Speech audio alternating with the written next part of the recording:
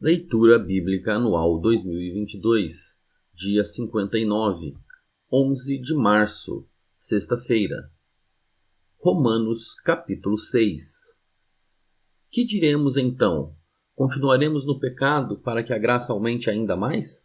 De modo nenhum. Como viveremos ainda no pecado, nós que já morremos para ele? Ou será que vocês ignoram que todos nós que fomos batizados em Cristo Jesus fomos batizados na sua morte? Fomos sepultados como ele na morte pelo batismo, para que, como Cristo foi ressuscitado dentre os mortos pela glória do Pai, assim também nós andemos em novidade de vida.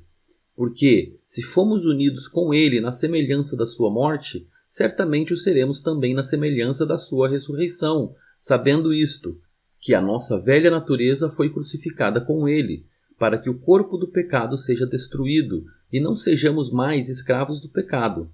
Pois quem morreu está justificado do pecado.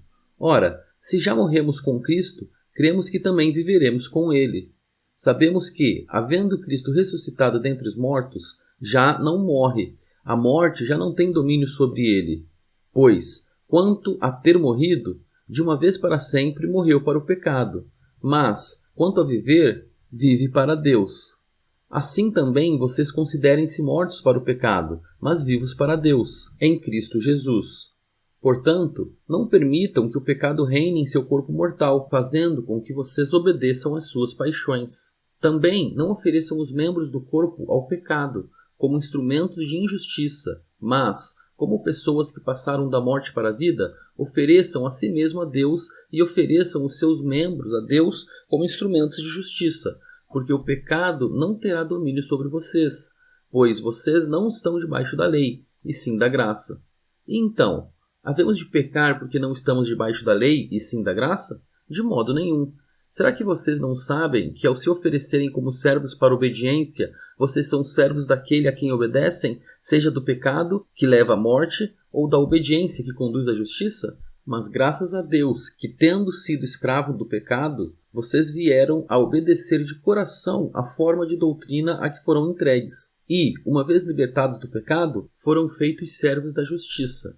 Falo em termos humanos, por causa das limitações de vocês.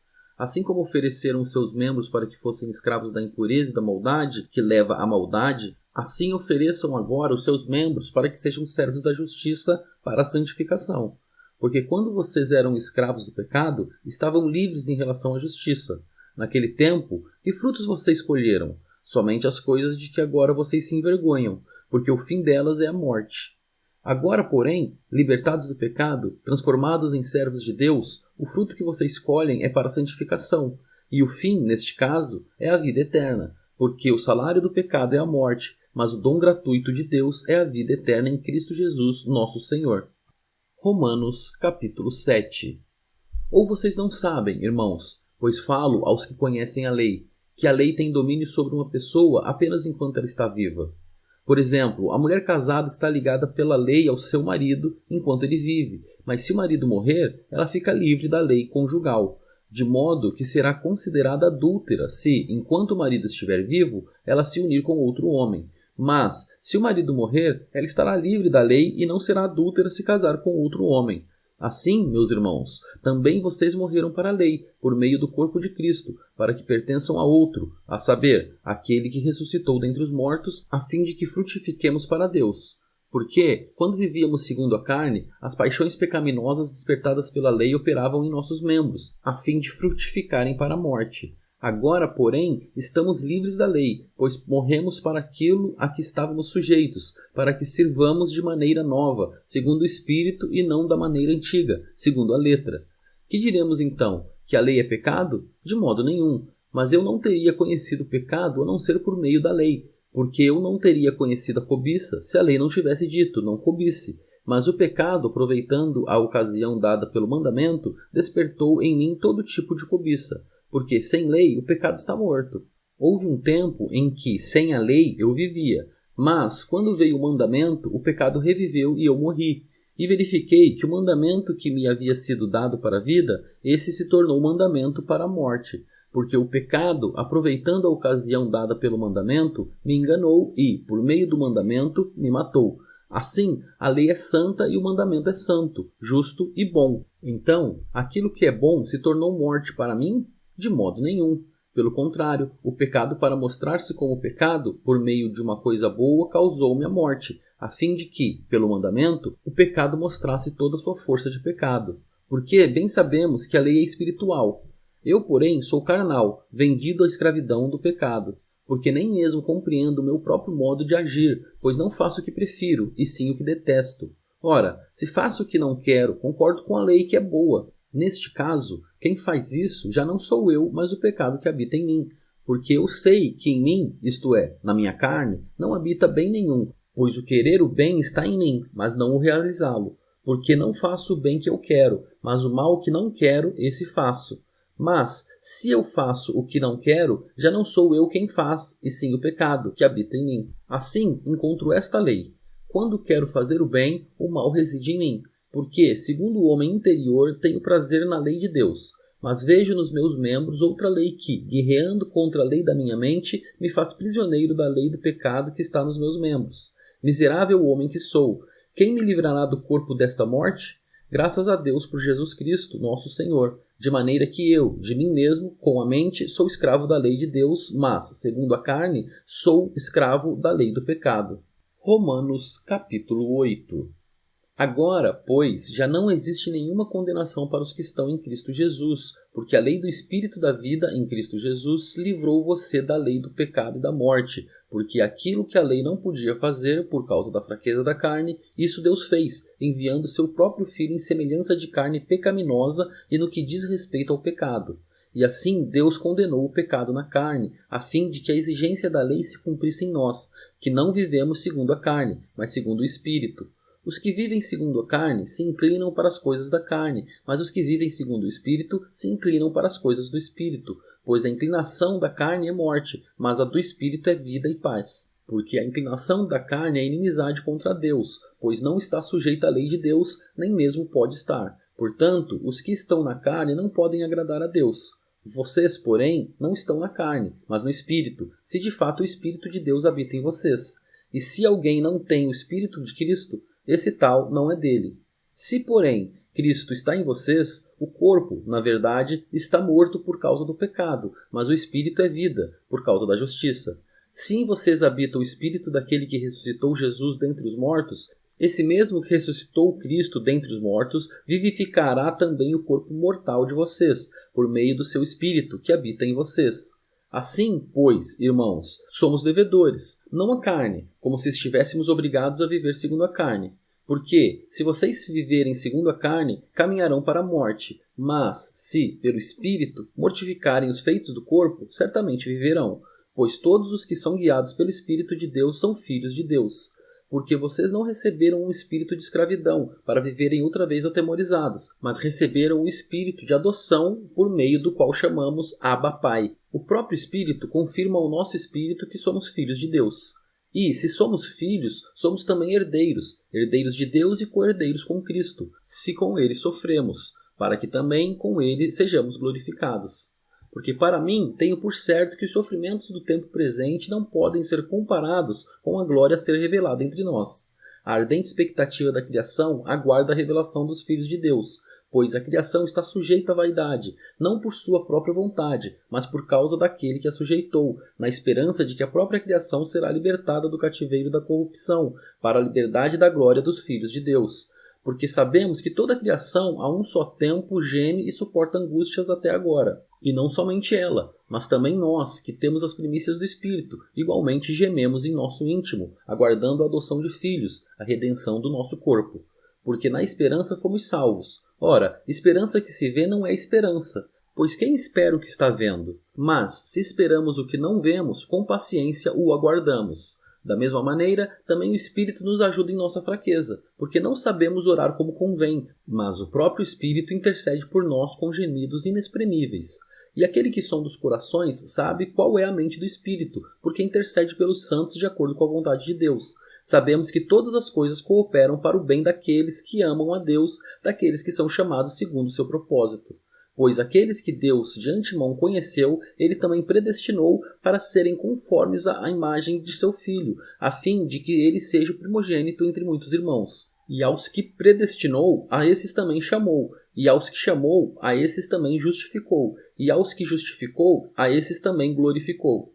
Que diremos, então, à vista destas coisas? Se Deus é por nós, quem será contra nós? Aquele que não poupou o seu próprio Filho, mas por todos nós o entregou, será que não nos dará graciosamente com ele todas as coisas? Quem intentará acusação contra os eleitos de Deus?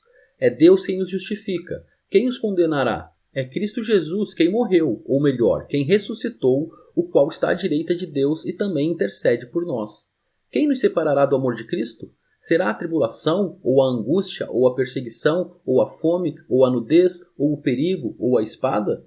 Como está escrito, por amor de ti somos entregues à morte continuamente, fomos considerados como ovelhas para o matadouro. Em todas estas coisas, porém, somos mais que vencedores por meio daquele que nos amou.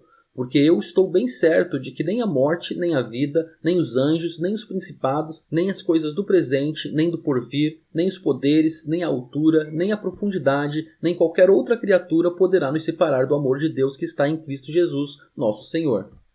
Romanos, capítulo 9. Digo a verdade em Cristo, não minto, e a minha consciência confirma isso por meio do Espírito Santo. Sinto grande tristeza e tenho incessante dor no coração. Porque eu mesmo desejaria ser amaldiçoado, separado de Cristo, por amor de meus irmãos, meus compatriotas, segundo a carne. São israelitas, a eles pertence a adoção, assim como a glória, as alianças, a promulgação da lei, o culto e as promessas. Deles são os patriarcas, e também deles descende o Cristo, segundo a carne, o qual é sobre todos, Deus bendito para sempre. Amém. E não pensemos que a palavra de Deus falhou, porque nem todos os de Israel são, de fato, israelitas, nem por serem descendentes de Abraão são todos filhos. Pelo contrário, por meio de Isaque será chamada a sua descendência. Isto é, não são os filhos da carne que são filhos de Deus, mas os filhos da promessa é que são contados como descendência. Porque a palavra da promessa é esta: por esse tempo voltarei, e Sara terá um filho. E isto não aconteceu somente com ela, mas também com Rebeca, ao conceber de um só de Isaque, nosso pai. E os gêmeos ainda não eram nascidos, nem tinham feito o bem ou o mal, para que o propósito de Deus, quanto à eleição, prevalecesse não por obras, mas por aquele que chama. Quando foi dito a Rebeca: o mais velho será servo do mais moço. Como está escrito: amei Jacó, porém desprezei Esaú. Que diremos então? Que Deus é injusto? De modo nenhum.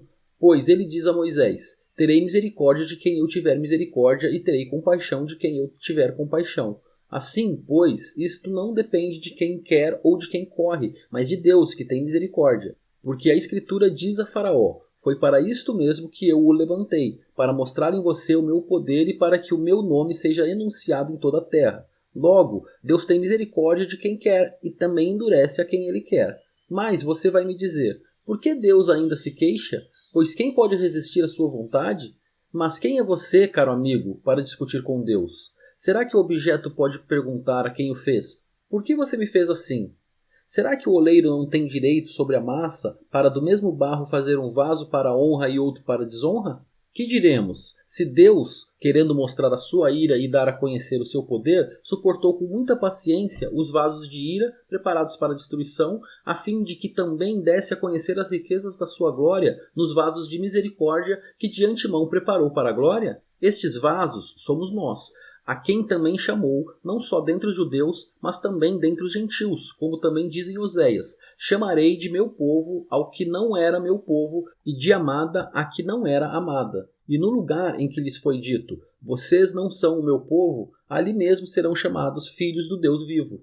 Mas Isaías clama a respeito de Israel: ainda que o número dos filhos de Israel seja como a areia do mar, o remanescente é que será salvo, porque o Senhor cumprirá sua palavra sobre a terra, de forma plena e em breve. Como Isaías já disse: se o Senhor dos exércitos não nos tivesse deixado descendência, nós nos teríamos tornado como Sodoma e semelhantes a Gomorra. Que diremos então? Que os gentios que não buscavam a justificação vieram a alcançá-la, a saber, a justificação que decorre da fé, e que Israel, que buscava a lei da justiça, não chegou a atingir essa lei. Por quê? Porque não a buscou pela fé, mas como que por obras. Tropeçaram na pedra de tropeço, como está escrito: Eis que põe em Sião uma pedra de tropeço e rocha de ofensa, e aquele que nela crê não será envergonhado. Romanos capítulo 10. Irmãos, o desejo do meu coração e a minha súplica a Deus em favor deles é para que sejam salvos, porque dou testemunho a favor deles de que têm zelo por Deus, porém não com entendimento. Desconhecendo a justiça de Deus e procurando estabelecer a sua própria justiça, não se sujeitaram à justiça que vem de Deus, porque o fim da lei é Cristo, para a justiça de todo aquele que crê. Ora, Moisés descreve assim a justiça que procede da lei: aquele que observar os seus preceitos, por eles viverá. Mas a justiça que procede da fé afirma o seguinte: não pergunte em seu coração, quem subirá ao céu? Isto é, para trazer Cristo lá do alto. Ou, quem descerá ao abismo? Isto é, para levantar Cristo dentre os mortos. Porém, o que se diz? A palavra está perto de você, na sua boca e no seu coração. Isto é, a palavra da fé que pregamos. Se com a boca você confessar Jesus como Senhor e em seu coração crer que Deus o ressuscitou dentre os mortos, você será salvo. Porque com o coração se crê para a justiça e com a boca se confessa para a salvação. Pois a Escritura diz: todo aquele que nele crê não será envergonhado, porque não há distinção entre judeu e grego, uma vez que o mesmo é o Senhor de todos, rico para com todos os que o invocam. Porque todo aquele que invocar o nome do Senhor será salvo. Como, porém, invocarão aquele em quem não creram? E como crerão naquele de quem nada ouviram? E como ouvirão se não há quem pregue? E como pregarão se não forem enviados? Como está escrito: quão formosos são os pés dos que anunciam coisas boas. Mas nem todos obedeceram ao Evangelho, pois Isaías diz: Senhor, quem creu em nossa pregação? E assim, a fé vem pelo ouvir, e o ouvir pela palavra de Cristo. Mas pergunto, será que eles não ouviram? É claro que sim. A voz deles se espalhou por toda a terra, e as palavras deles alcançaram os confins do mundo. Pergunto mais, será que isso não chegou ao conhecimento de Israel? Moisés já dizia: eu farei com que vocês fiquem com ciúmes de um povo que não é nação, por meio de gente insensata eu os provocarei a ira. E Isaías é tão ousado que diz: fui achado pelos que não me procuravam, revelei-me aos que não perguntavam por mim. Quanto a Israel, porém, diz: todo dia estendi as mãos a um povo desobediente e rebelde.